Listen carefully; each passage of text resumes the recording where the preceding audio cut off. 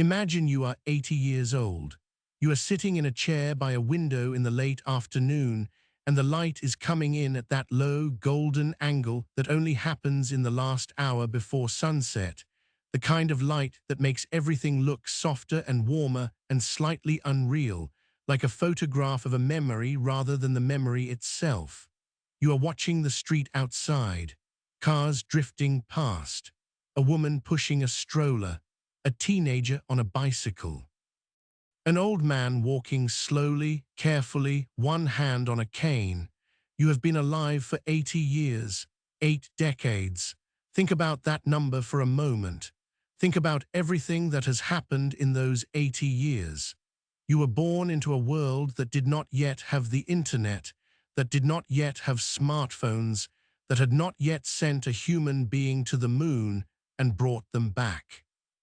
You have survived illnesses that would have killed your great-grandparents without question, infections that antibiotics cured in a week that would have been death sentences a century ago.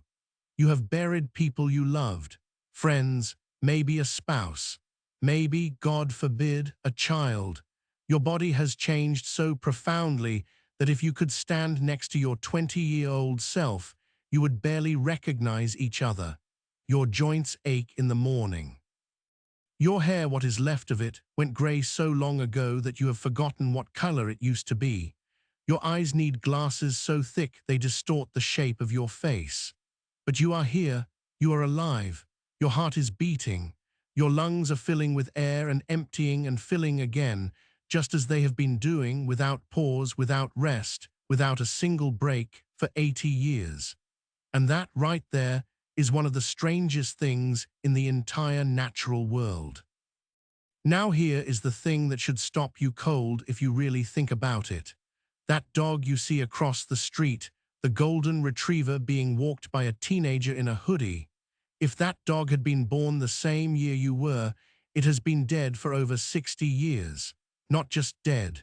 Dead and gone and forgotten and decomposed and recycled back into the soil a dozen times over. Its children are dead. Its grandchildren are dead. Its great-grandchildren and its great-great-grandchildren and every single descendant it ever produced for 15 generations running are all dead. They lived their entire lives, every single one of them, from birth to puppy to adult to old age to death, inside the span of time that you have simply been sitting in that chair growing old. A mouse born the same year as you, dead within 2 years. A hamster, 2. A rabbit, maybe 10, if it was lucky, if nothing ate it, if its heart held out. A horse, a big, powerful, magnificent animal that weighs half a ton, 25 to 30 years. A chimpanzee, your closest living relative on this planet, the animal that shares 98.7% of your DNA, that looks at you from behind the glass at the zoo with eyes so human it makes you uncomfortable. If it was phenomenally lucky, if it lived in captivity with veterinary care and a controlled diet, it might have made it to 50. Maybe. In the wild, more like 35.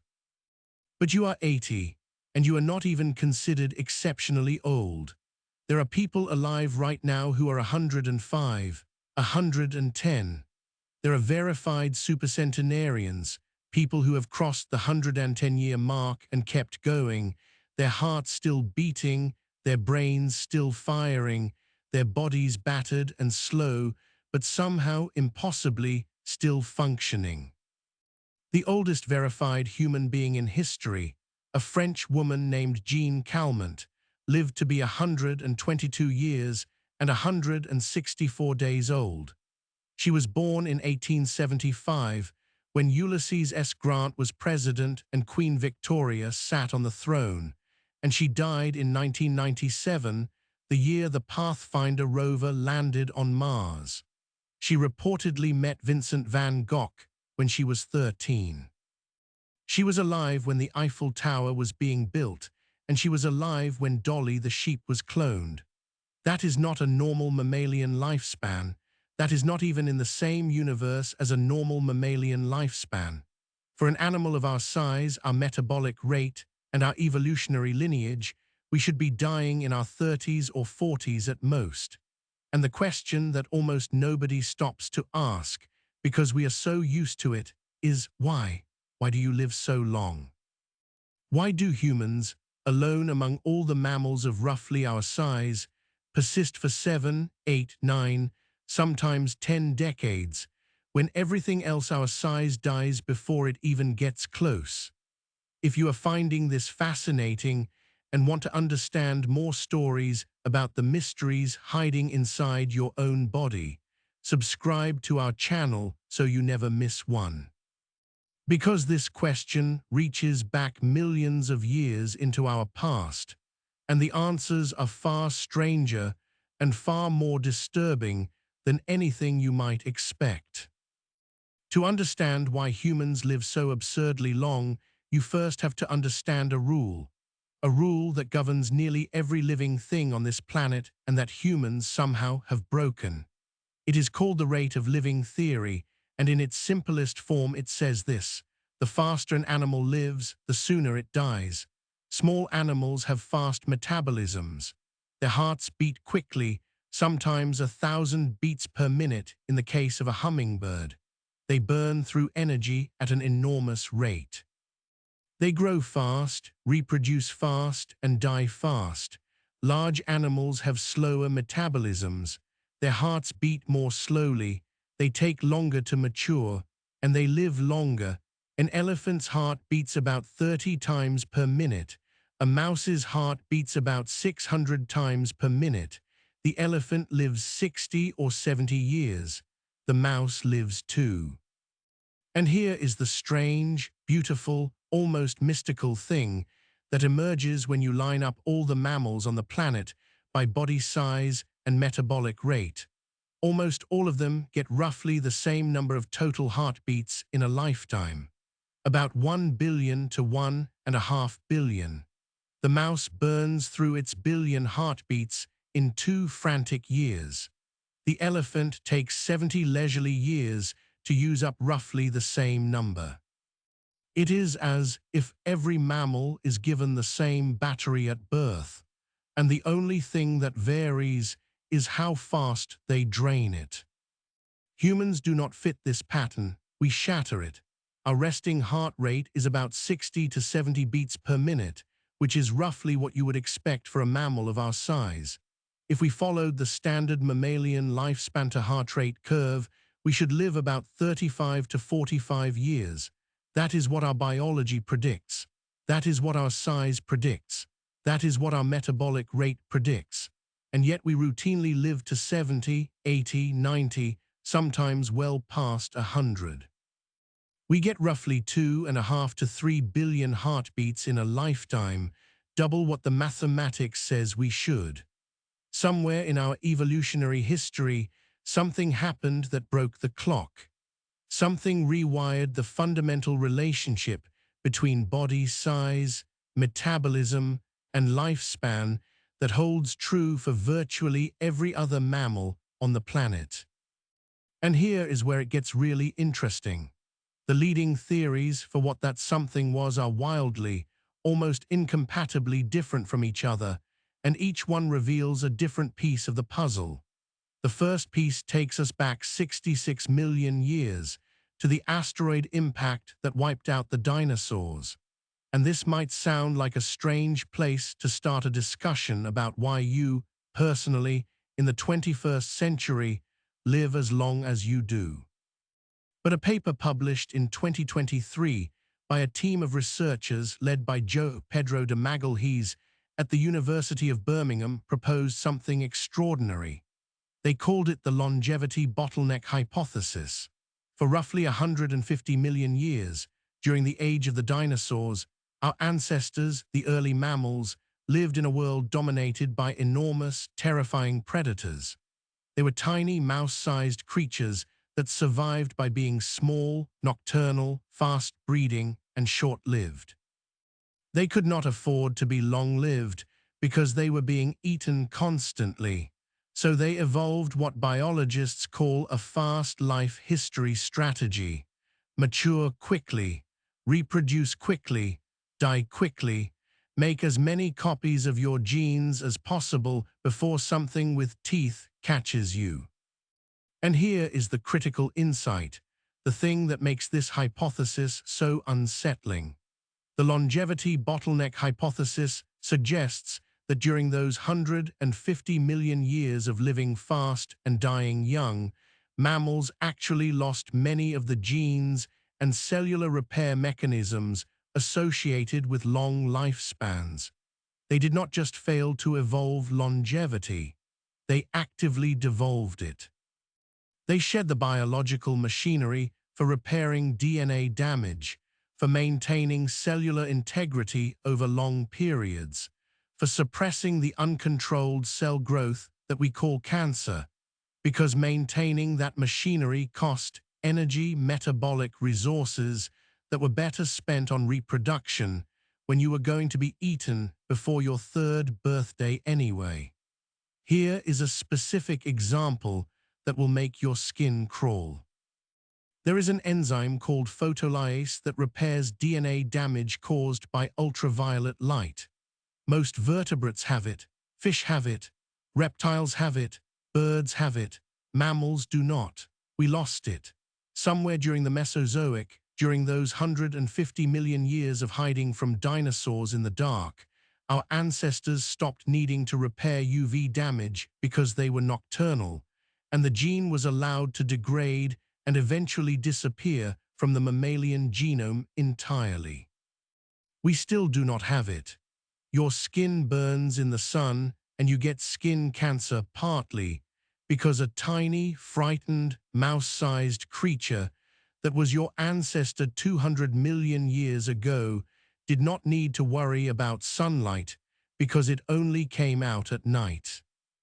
When the asteroid hit 66 million years ago and the dinosaurs vanished, the mammals were suddenly free to grow large and fill all those empty ecological niches. But they had to re-evolve longevity from scratch. They had to rebuild the DNA repair pathways, the tumor suppression networks, the cellular maintenance systems that their ancestors had discarded. And that process, that slow, painstaking, millions of years-long process of rebuilding what was lost, is still ongoing. We are still recovering from the longevity bottleneck. And the next piece of the puzzle suggests one very specific reason why humans, in particular, were pushed to evolve longer lifespans faster than almost any other mammal on the planet. The grandmother hypothesis is one of the most elegant and one of the most hotly debated ideas in evolutionary biology. It was first proposed in a rigorous mathematical form in the late 1990s by Kristen Hawkes, an anthropologist at the University of Utah, and it attempts to answer a question that has puzzled biologists for decades. Why do human women go through menopause? Because here is the thing that most people do not realize: menopause is extraordinarily rare in the animal kingdom, almost non-existent. The vast majority of female mammals remain fertile until they die. A female chimpanzee can conceive well into her 40s, right up until the end of her life. A female elephant can reproduce until she is 60. A female mouse is fertile until the day it drops dead. But human women typically stop being able to conceive in their late 40s or early 50s, and then they go on living for another 30, 40, sometimes 50 years. From a strictly evolutionary perspective, this makes no sense. Natural selection favors organisms that maximize their reproductive output. Every year you spend alive and not reproducing is a year wasted, a year in which your genes are not being copied. So why would evolution produce an organism that stops reproducing halfway through its life and then just keeps on living? The grandmother hypothesis says this because those post-reproductive years are not wasted. They are an investment, specifically an investment in the survival of grandchildren. Hawkes developed the idea based on her fieldwork with the Hadza, a hunter-gatherer people in Tanzania who live in a way that is, in many respects, similar to how our ancestors lived for hundreds of thousands of years. She observed that among the Hadza, grandmothers played an absolutely critical role in child survival. When a mother had a new baby, her existing toddler, the child who was no longer being breastfed but was still too young to forage for itself, was in serious danger of starvation. The mother could not simultaneously nurse an infant and gather enough food for a toddler. But if a grandmother was present, a healthy, experienced, knowledgeable older woman no longer burdened by her own pregnancies, she could step in and forage for the toddler, digging up tubers, gathering berries, processing foods that the child's immature system could handle. The grandmother's labor kept the toddler alive, and a toddler that survived carried the grandmother's genes. This is the key. Natural selection does not care about you. It cares about your genes. And your genes exist not only in your children, but in your grandchildren, your great-grandchildren, every descendant who carries a copy of your DNA. If a grandmother's presence increases the survival rate of her grandchildren, then the genes that allowed her to live past menopause, the genes that kept her body strong enough to dig roots and carry water and chase toddlers away from cliff edges, would be favored by natural selection. Women who died shortly after menopause would leave behind fewer surviving grandchildren. Women who lived long after menopause, who were healthy enough to forage and teach and protect, would leave behind more. Over hundreds of thousands of years, the genes for post-menopausal longevity would spread through the population until they became the norm. Hawkes and her colleagues built computer simulations to test this idea. They started with a population of virtual primates with chimpanzee-like lifespans, no menopause, no post-reproductive survival, and they introduced a single mutation, the ability for some females to live past their fertile years and help provision their grandchildren. Within a few hundred generations, the simulated population had evolved human-like lifespans. The grandmother effect alone, without any other selective pressure, was powerful enough to nearly double the lifespan of the entire species. And the simulations suggested something else, something that goes far beyond simple longevity. The presence of grandmothers may have driven the evolution of uniquely human social traits, including our capacity for cooperation, our extended childhood development period, and our deep reliance on social bonds. We became human, in part, because our grandmothers stuck around. And here is where it gets even more interesting. The grandmother effect does not just explain why women live past menopause. It may explain why both sexes live as long as they do, because the genes that control lifespan are not, for the most part, sex-specific. They operate in both males and females. If natural selection favors genes that extend female lifespan past menopause, those same genes are likely to extend male lifespan as well, even though males do not go through menopause and can technically father children much later in life. Your longevity, regardless of your sex, is not about you. It is about your grandmother's grandmother's grandmother and the tubers she dug up to feed a toddler on the African savanna 200,000 years ago. But the grandmother hypothesis has critics, lots of them. Some researchers argue the data does not support it as strongly as Hawkes claims. Others point out that there are simpler explanations, that male fertility in old age could drive the selection for longer lifespans without needing grandmothers at all. And one of the most powerful alternative explanations focuses not on social behavior, but on something far more ancient, far more primal, and far more transformative: fire. Sometime between 1.5 million and 400,000 years ago, something happened that changed everything about what it meant to be human. One of our ancestors, a member of the species Homo erectus, or possibly an earlier hominin whose identity we may never know, figured out how to control fire. We do not know exactly when. We do not know exactly where. We do not know whether it happened once in a single brilliant flash of insight, or whether it was discovered independently by multiple groups over hundreds of thousands of years.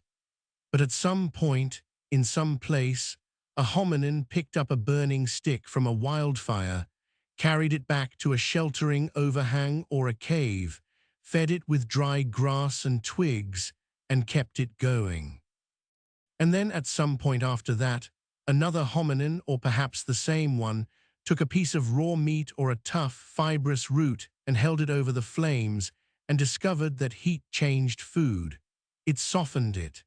It broke down the tough fibers and the complex proteins and the hard, woody cell walls that made raw plant foods so difficult to chew and digest.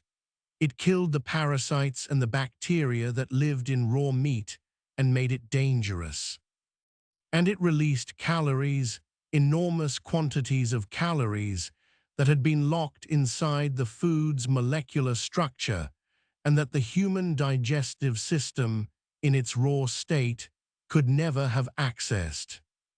This is the cooking hypothesis, and it was developed most forcefully by the biological anthropologist Richard Wrangham at Harvard University.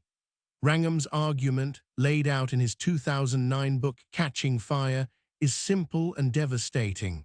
Cooking is not a cultural invention. It is a biological adaptation.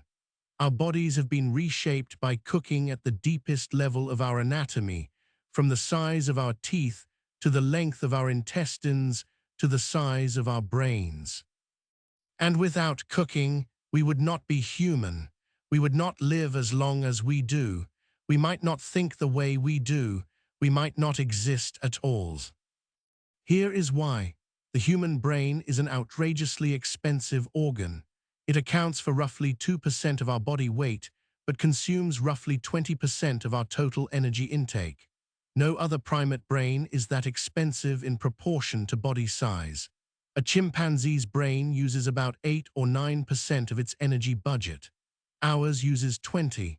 To run a brain that large and that energy hungry, you need an enormous and reliable supply of high-quality calories. Raw food cannot provide that. Chimpanzees spend 5 to 6 hours a day chewing. Their jaws are massive, their teeth are enormous, their gut is large and specialized for the slow, laborious digestion of raw plant matter. Humans have small teeth, weak jaws, and a relatively short digestive tract compared to other primates. We are built for cooked food. Our anatomy assumes that the food we eat has already been partially broken down by heat before it enters our mouths. We could not survive on a fully raw diet in the wild. We would starve, not because there was no food available, but because we could not extract enough calories from it fast enough to feed our brains. And here is the connection to longevity. Cooking did not just give us bigger brains, it gave us a caloric surplus. For the first time in the evolutionary history of our lineage, an animal was consuming significantly more energy than it needed for basic survival and reproduction.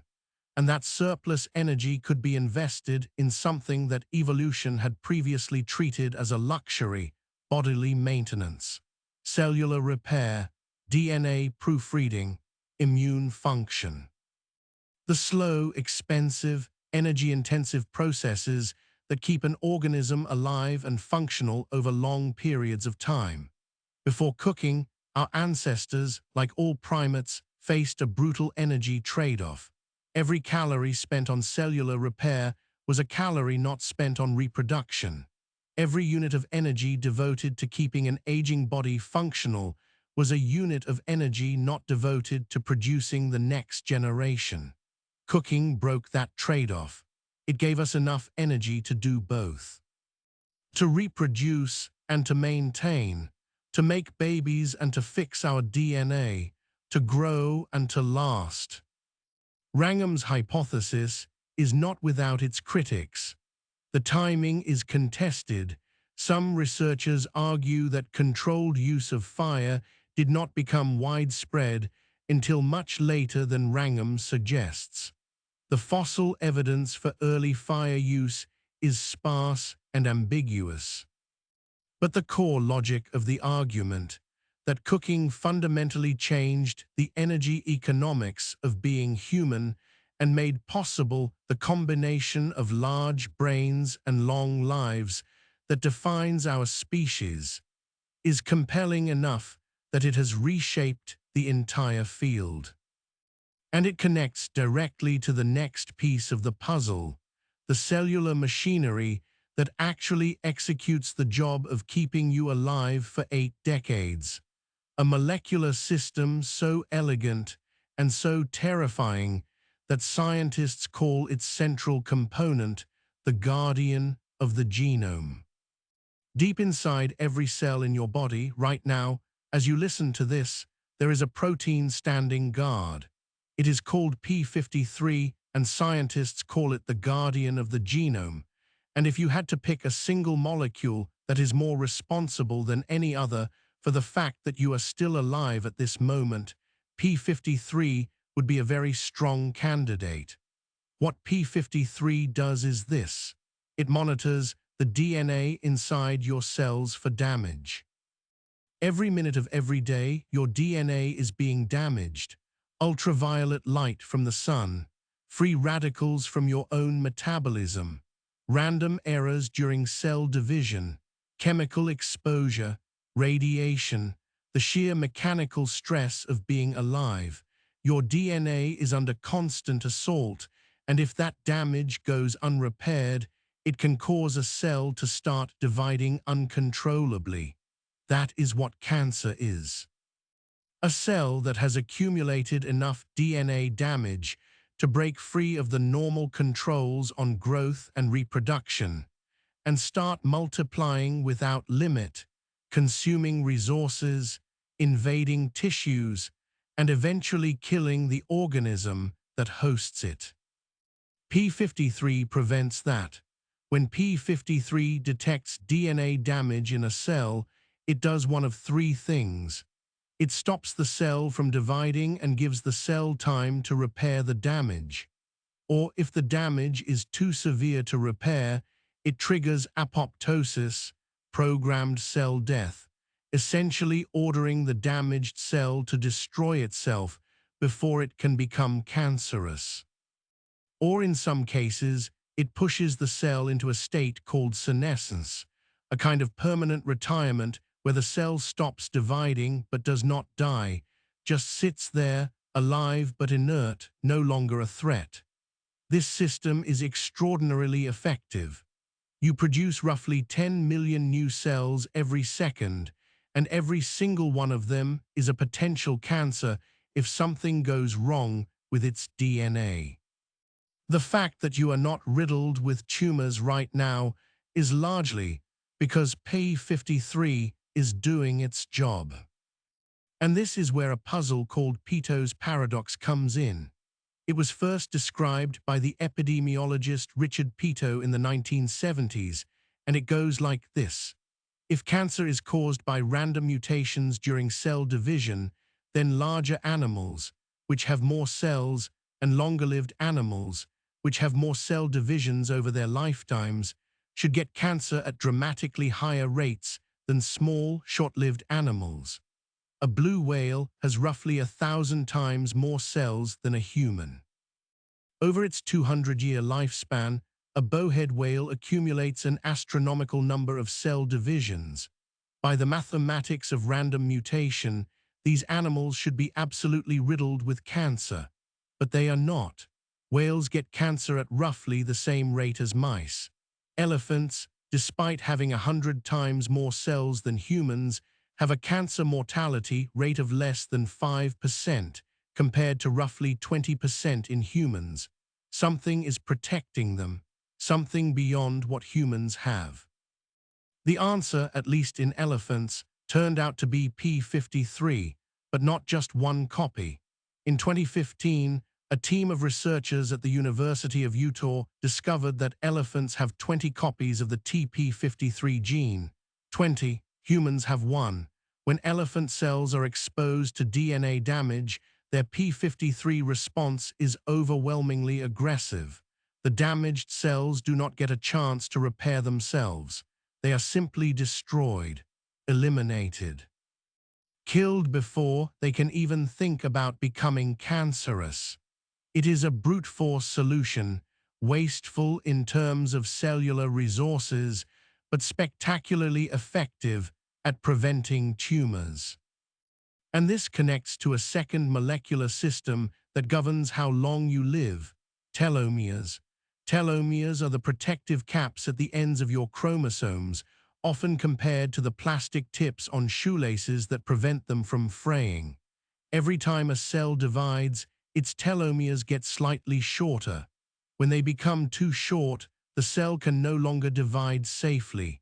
It enters senescence or dies. This is, in a very real sense, a countdown clock. Every cell in your body is counting down the number of divisions it has left, and when the countdown reaches 0, the cell stops. This is a cancer prevention mechanism, a hard limit on how many times a cell can copy itself, but it is also, inescapably, an aging mechanism. The shortening of telomeres is one of the primary drivers of the cellular deterioration that we experience as getting old. And this creates a paradox within a paradox. If your telomeres are too short, you age too quickly and develop age-related diseases.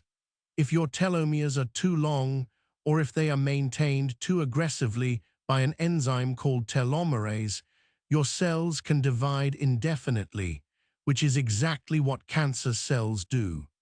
Evolution has set the telomere length in humans at a very precise point, a knife-edge balance between aging too fast and getting cancer. And the animals that have cheated this system, the ones that have found ways around this trade-off, are some of the most extraordinary creatures on the planet.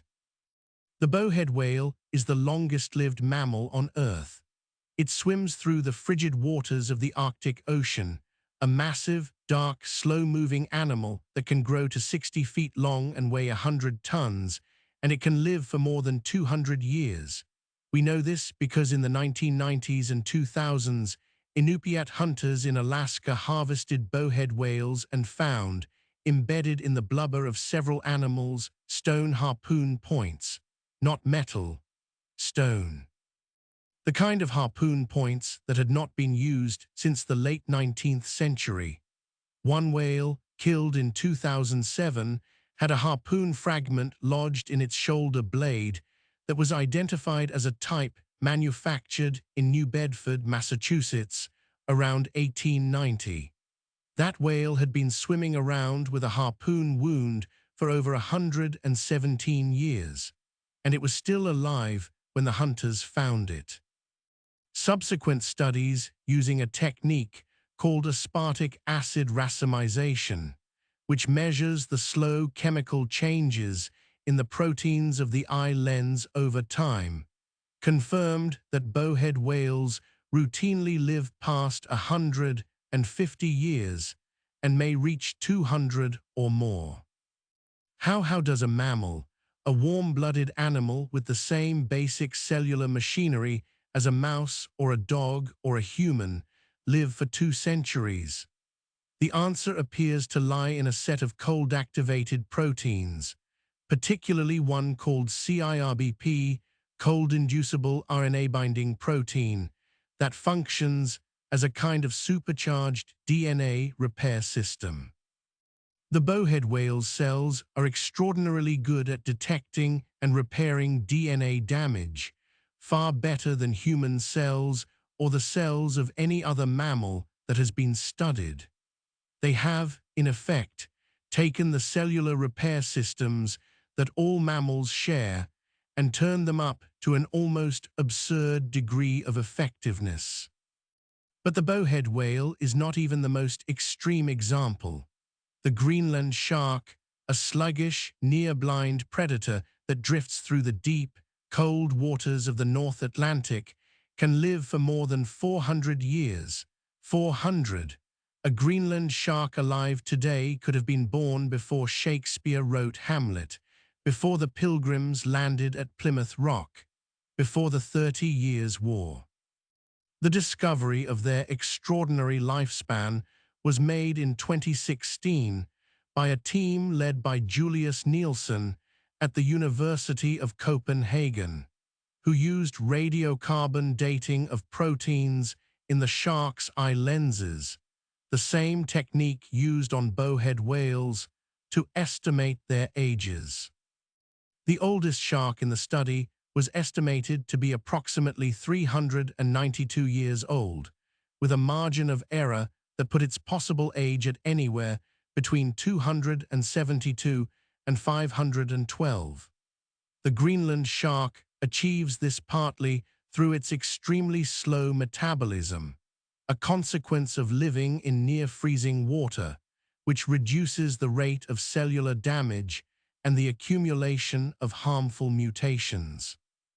And then there is the naked mole rat. This is an animal that looks like a small, wrinkled, nearly hairless sausage with enormous protruding teeth, and it lives underground in elaborate tunnel systems in the dry grasslands of East Africa. A normal rat, a laboratory rat, lives about 2 to 3 years. A naked mole rat can live for more than 37 years. That is roughly 15 times longer than you would expect for a rodent of its size. And during those 37 years, it shows almost no signs of aging. Its mortality rate does not increase with age the way it does in virtually every other mammal. It does not get cancer, or rather, it almost never gets cancer, and when it does, the tumors are extremely rare and slow-growing. In 2013, researchers discovered why. Naked mole rat cells produce a unique molecule called high molecular mass hyaluronan, a very long, very sticky sugar molecule that fills the spaces between cells and acts as a kind of anti-cancer shield, preventing cells from crowding together and forming tumors. When the researchers removed this molecule from naked mole rat cells in the lab, the cells became susceptible to cancer, just like normal rodent cells. And finally, there is Turritopsis doanea, the immortal jellyfish, a tiny, translucent creature smaller than a fingernail that lives in the warm waters of the Mediterranean. When this jellyfish is injured or starving or simply old, it does something that no other known multicellular animal can do. It reverses its own aging. It reverts from its adult form back to its juvenile polyp stage, essentially resetting its biological clock to zero. And then it grows up again. And it can do this, as far as scientists can tell, indefinitely. It is not truly immortal. It can still be eaten or destroyed by disease, but it appears to be biologically immortal, meaning that it does not age in the way that we understand aging. The mechanism involves a process called transdifferentiation, in which specialized adult cells revert to an unspecialized state and then respecialize into different cell types. It is as if a butterfly could turn back into a caterpillar and then become a butterfly again, over and over, forever. These animals have found solutions to the problem of aging that evolution has not given us. And the question that haunts the entire field of aging research is simple: why not? If nature can build an animal that lives for 400 years, or one that does not age at all, why does it let us grow old and die? The answer to that question is one of the most uncomfortable truths in all of biology, and it has to do with a concept that sounds almost cruel when you first hear it. It is called the disposable soma theory, and it was proposed by the biogerontologist Thomas Kirkwood in 1977, and its central claim is this: your body is disposable, not metaphorically, literally. From the perspective of your genes, your body, your soma, the physical organism that houses your DNA, that walks around and eats and breathes and falls in love and grows old and eventually dies, is a temporary vehicle, a rental car, a container designed to carry your genes from one generation to the next and then be discarded.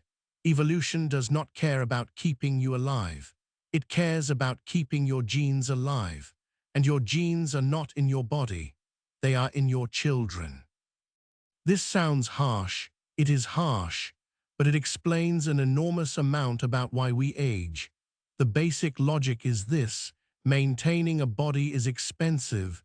Repairing DNA damage is expensive. Replacing worn-out cells is expensive. Fighting off infections is expensive. Every calorie your body spends on maintenance and repair is a calorie it cannot spend on reproduction. And natural selection, ruthlessly, relentlessly, always favors reproduction over maintenance, because genes that prioritize reproduction leave more copies of themselves in the next generation, and genes that prioritize bodily maintenance at the expense of reproduction leave fewer copies. Over millions of years, this means that organisms evolved to invest just enough in bodily maintenance to stay alive and healthy through their reproductive years, and not 1 calorie more. After reproduction is over, the investment in maintenance drops off. The body is no longer needed. The genes have been passed on. The rental car has served its purpose. This is why aging happens, not because our bodies cannot repair themselves. They can. They are extraordinarily good at it. The problem is that they do not repair themselves enough, because evolution has calibrated the level of repair to match the reproductive lifespan, not the total lifespan. Your body is maintained to a very high standard through your 20s and 30s, the peak reproductive years. And then, gradually, imperceptibly at first, the maintenance starts to slip. The DNA repair enzymes work a little less efficiently. The immune system becomes a little less responsive. The telomeres get a little shorter with each cell division. The senescent cells, the retired cells that P53 has pushed into permanent dormancy, start to accumulate in your tissues, leaking inflammatory signals that damage the surrounding cells. This is aging. It is not a disease. It is not a failure. It is a feature. A built-in obsolescence programmed by natural selection, because the genes that built your body decided, millions of years ago, that it was more efficient to build a body that lasts 40 years and produces lots of offspring than to build a body that lasts 100 years and produces fewer. And there is a second concept, related to the first, that makes the picture even bleaker. It is called antagonistic pleiotropy, and it was proposed by the evolutionary biologist George Williams in 1957. Antagonistic pleiotropy describes a situation in which a gene that is beneficial early in life becomes harmful later in life. The classic example is testosterone. In young men, testosterone builds muscle, strengthens bones, drives sexual behavior, and promotes the aggressive, risk-taking personality traits that in ancestral environments increased mating success. These are all beneficial early in life. But later in life, the same hormone promotes prostate cancer, cardiovascular disease, and immune suppression. The gene for high testosterone was selected because it helped men reproduce in their 20s. The fact that it also kills them in their 70s was irrelevant to natural selection, because by the time the negative effects kick in, the genes have already been passed on. Evolution does not plan ahead. It does not look at the long-term consequences of its decisions. It only sees the next generation. And if a gene helps you make it to the next generation, it will be selected, no matter what it does to you after that. This is the fundamental, inescapable answer to why we age. We age because evolution built us to reproduce, not to last. Our bodies are maintained just well enough to get our genes into the next generation, and then the maintenance budget gets cut. The remarkable thing about humans is not that we age. Every complex organism ages. The remarkable thing is that we age so slowly. That we have pushed our lifespans so far beyond the reproductive window that natural selection designed us for. That we live, on average, 3 or 4 decades past the point where evolution stops caring about us. And the question of why that is, why we managed to extend the warranty on the rental car so far beyond what was originally intended, brings us back to all the forces we have already discussed. The grandmothers, the cooking fires, the 20 copies of P53 that elephants carry, but we do not. And one final, extraordinary twist that most people alive today take completely for granted. In 1840, the average life expectancy at birth in the most advanced countries on Earth was about 40 years. That does not mean that everyone died at 40. It means that when you averaged out all the deaths, including the enormous number of infants and children who died before their 5th birthday from infectious diseases that we have since learned to prevent or cure, the average came out to about 40. A person who survived childhood could expect to live into their 60s or 70s, which is not radically different from what we see today. But the average was dragged down catastrophically by child mortality. In some 19th-century European cities, 1 in 3 children died before the age of 5. 1 in 3. Imagine that for a moment. Imagine living in a world where every time you held your newborn child, you knew there was roughly a 30% chance that child would not survive to start school. Since 1840, average life expectancy in the developed world has been climbing at a rate of roughly 2.5 years per decade. That is an astonishing number.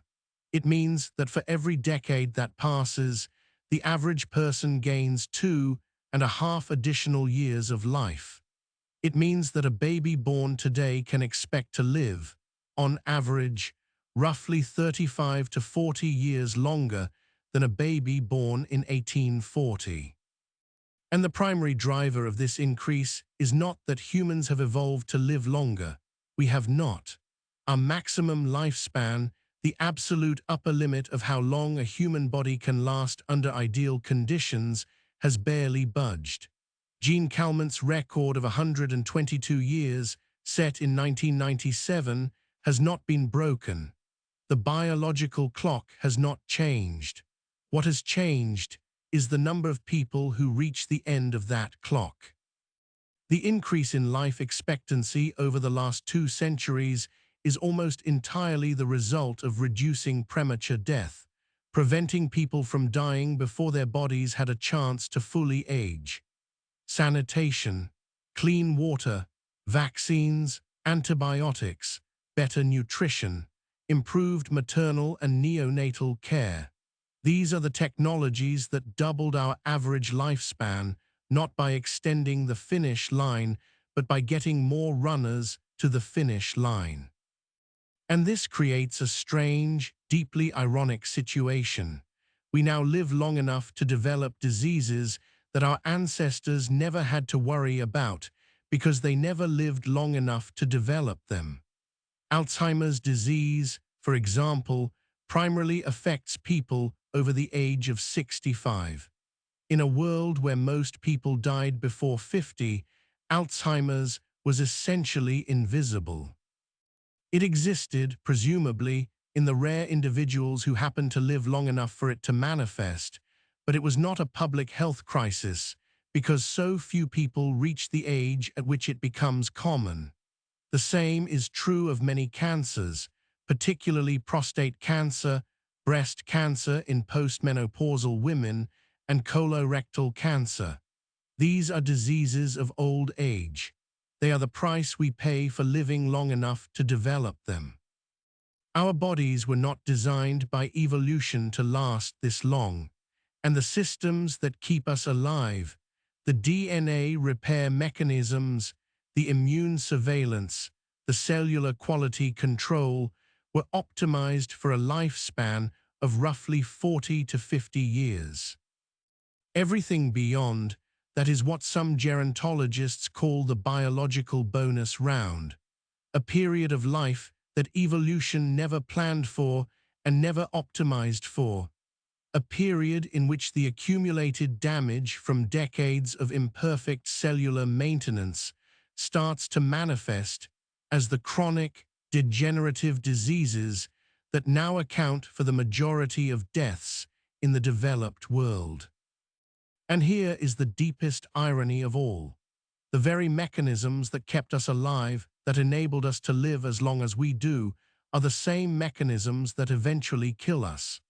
P53, the guardian of the genome, prevents cancer by destroying damaged cells, but the accumulation of senescent cells, the retired cells that P53 has pushed into dormancy rather than killing outright, contributes to chronic inflammation, tissue deterioration, and many of the diseases of aging. The telomeres that prevent cancer by limiting cell division also limit the body's ability to regenerate and repair damaged tissues in old age.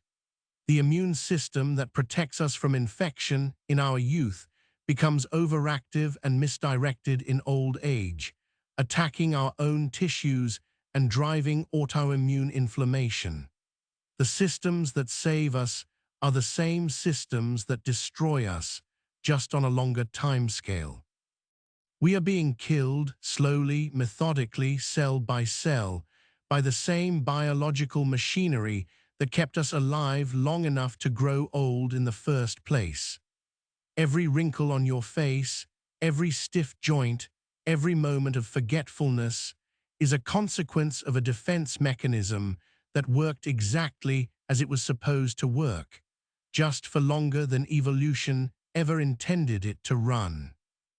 And there is a terrible, beautiful symmetry to it, a symmetry that brings us back to where we started, to that chair by the window and the golden light of a late afternoon, and a question that has been quietly running underneath this entire story like a heartbeat. So why do humans live so long? After everything we have explored tonight, after the dinosaur bottleneck and the grandmothers and the cooking fires and the guardian of the genome and the cheetahs and the disposable soma and the biological bonus round, what is the answer? The honest answer, the real answer, the answer that will frustrate anyone looking for a clean, simple explanation, is that there is no single answer. Human longevity is not the result of one mutation, one adaptation, one evolutionary pressure. It is the result of a cascade of forces spanning hundreds of millions of years, each one building on the ones before it, each one nudging our lifespan a little further beyond what was expected, a little further beyond what was designed, a little further into territory that evolution never intended us to reach.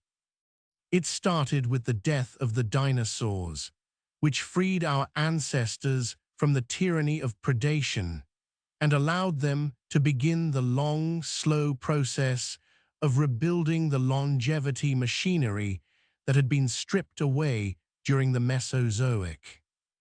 It accelerated when grandmothers became indispensable, when the survival of grandchildren depended on the presence of post-reproductive women who could forage and teach and protect, creating an evolutionary pressure for longer lives that spread through both sexes and reshaped the lifespan of the entire species. It deepened when our ancestors mastered fire and learned to cook, unlocking a caloric surplus that gave our bodies the energy to invest in cellular repair and maintenance, the expensive, slow, meticulous molecular work that keeps an organism functional over long periods of time. And it was made possible by the molecular machinery itself, by p53 and the telomeres and the DNA repair enzymes, the cellular guardians that monitor every one of the 10 million cells your body produces every second and kill the ones that threaten to become cancerous. Each of these forces, on its own, might have added a few years, maybe a decade, to our lifespan. Together they compounded, they stacked, they interacted in ways that are still not fully understood, creating a mammal that lives 2 to 3 times longer than the mathematics of body size and metabolic rate says it should. A mammal that routinely survives into its 8th or 9th decade. A mammal that can, under extraordinary circumstances, reach 122 years, outliving its dogs and its cats and its horses, and most of its fellow primates by a margin that is, biologically speaking, almost obscene. And yet, despite all of this, despite all the mechanisms and all the adaptations and all the molecular bodyguards, we still age. We still die. The Greenland shark, drifting through its frozen ocean, will outlive us by centuries. The immortal jellyfish, reverting endlessly to its juvenile form, will never grow old at all. The naked mole rat, burrowing through the East African soil with its absurd teeth and its cancer-proof cells, will live 15 times longer than its body size predicts. We have pushed our lifespans far beyond the mammalian average, farther than any other primate, farther than almost any other mammal of our size. But we have not escaped aging. We have not solved the problem that the immortal jellyfish solved, and the Greenland shark solved, and the naked mole rat at least partially solved. We have delayed it. We have managed it. We have thrown everything we have at it, grandmothers and cooking fires, and 20% of our caloric intake devoted to running the most expensive brain in the animal kingdom. And it is not enough. Not quite. Not yet. But here is the thing that keeps scientists awake at night, the thing that drives the entire field of aging research, the thing that makes this question so urgent and so personal and so tantalizingly close to something that might actually be answered within our lifetimes. The mechanisms are there. The biology is not impossible. Nature has already demonstrated, in whales and sharks and jellyfish and mole rats, that extreme longevity is achievable. The blueprints exist. The molecular tools exist. Right now, in laboratories around the world, researchers are studying the high molecular mass hyaluronan of naked mole rats to understand how it prevents cancer. They are sequencing the genomes of bowhead whales to identify the cold-activated repair proteins that keep their cells functional for 2 centuries.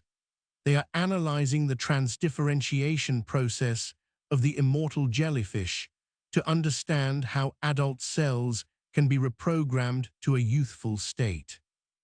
They are experimenting with senolytics, drugs designed to selectively destroy senescent cells and reduce the chronic inflammation that drives many diseases of aging.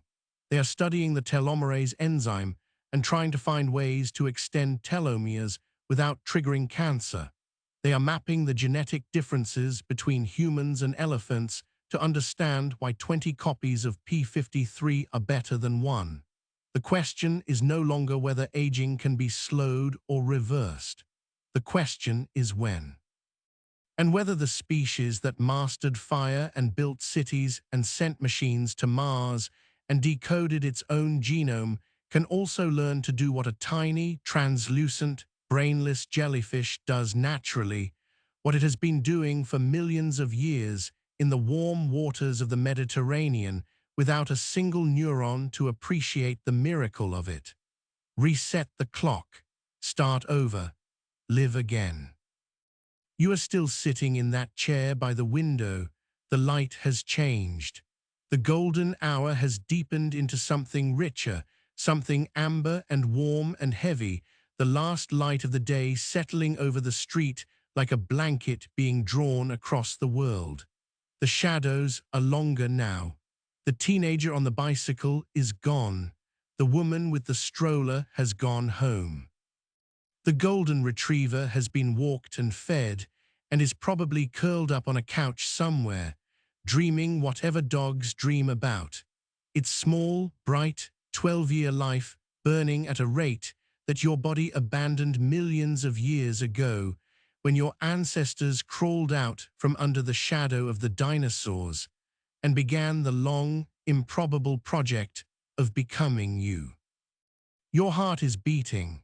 It has beaten roughly 3 billion times since the day you were born, and it is still going. 3 billion contractions of a fist-sized muscle that weighs less than a pound, each one pushing blood through 60,000 miles of blood vessels, delivering oxygen and nutrients to 37 trillion cells, fueling the most complicated, most energy-intensive, most improbable biological machine that evolution has ever produced. You are a mammal that was supposed to die at 40, a mammal whose ancestors spent 150 million years hiding in the dark, small and frightened and short-lived, their longevity genes stripped away by the ruthless economics of a world ruled by predators that could swallow them whole.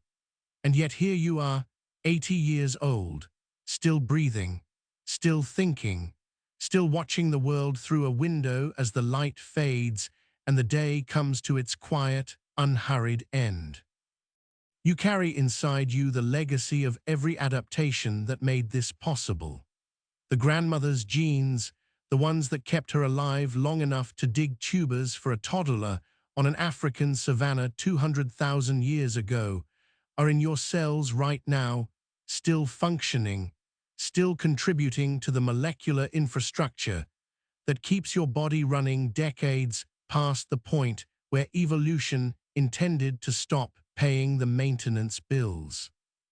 The cooking fire's legacy is in the size of your brain and the shortness of your gut, an anatomy rebuilt from the ground up to process food that has already been broken down by heat, freeing up the caloric surplus that your body invests every minute of every day in the painstaking, expensive work of repairing your DNA and killing your cancerous cells and maintaining the molecular machinery that stands between you and the chaos of unchecked cellular decay.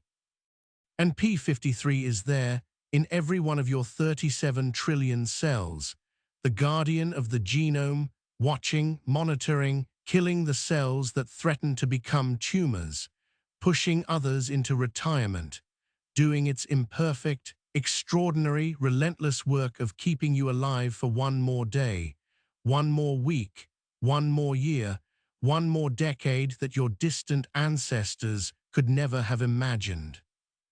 You are an anomaly, a biological miracle, a mammal that has somehow cheated the rules that govern every other creature your size on this planet.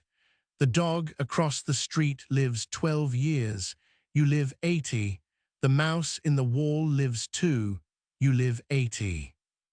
The chimpanzee in the forest, your cousin, your almost twin, the animal that shares nearly all of your DNA and can look you in the eye with an expression that borders on recognition, lives 35, maybe 45 years, if it is extraordinarily lucky.